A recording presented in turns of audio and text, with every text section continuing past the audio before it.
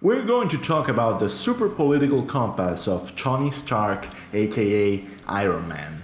The political compass of a character can be defined as how he behaves under the eyes of others, his actions and what he expects the world to be. Most importantly, how he acts in order for that to happen.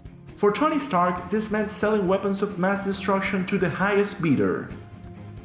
He starts his path in the Marvel Cinematic Universe as a selfish billionaire playboy. It's not only after being kidnapped by terrorists when he reconsiders to turn things around and becomes a billionaire playboy, willing to do anything for the good of others. It's not by outside judgment that Stark decides to wear the suit of Iron Man, but by seeing himself reflected in the horror of his actions, not because being recriminated or frowned upon. All in all, that's how he is. He's self-centered, alcoholic, and lives a very liberal lifestyle. Being a rich orphan allowed him to grow with plenty of power and little accountability. A constant in his life was the lack of authority, and the only time he was under someone's will was in his adolescence, when he constantly argued with his father. He even struggles to have a family of his own. There are no institutions in his life. A rebel to the system, Tony Stark had little to no belief in authority. His vision of the state was that he only needed governments to sell them weapons. But with the armor comes a change of mind. Unlike other superheroes, Tony Stark understands that part of his power is his influence and decides to collaborate with the government privately to help restore the world order. He doesn't wear a mask, he wears a helmet. He is Tony Stark, the billionaire playboy. That's why he doesn't hide in a second identity. I am Iron Man. Iron Man 2 starts in court, with Stark fighting for his right to execute military operations by his own will and not under the command of the US. He's effectively debating charity versus taxation. Stark considers he's far better off on his own than at the service of political interests.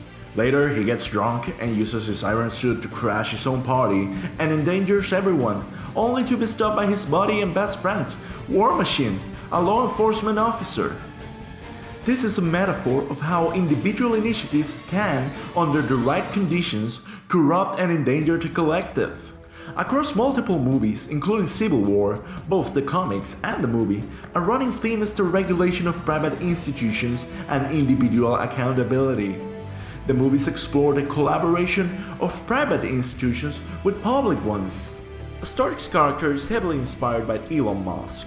Stark is a philanthropist, shaping the world for the better, not in his view, but in the views of the collective. And so he starts preserving the legacy of Howard Stark, his father, a character based in the figure of Walt Disney. But that doesn't mean that Tony will abandon his liberties. He's still rich and will never sacrifice that. Stark funds the Avengers. He provides housing, infrastructure, and research to the team. But in Civil War, he understands that he can't act without any form of regulation or government approval. He wants to be accountable of whatever happens, and little by little he acknowledges the role of authority the state has. And in his quarrel with Captain America, he understands that regulation should never obstruct the individual will. It's between these boundaries that Iron Man forges his character. All in all, Tony Stark is a progressive man that believes in clean energy, charity over taxation, and cooperation between public and private initiatives. He is the invisible hand of Adam Smith, an iron hand with a rocket launcher. Tony Stark lands as a libertarian in our super political compass.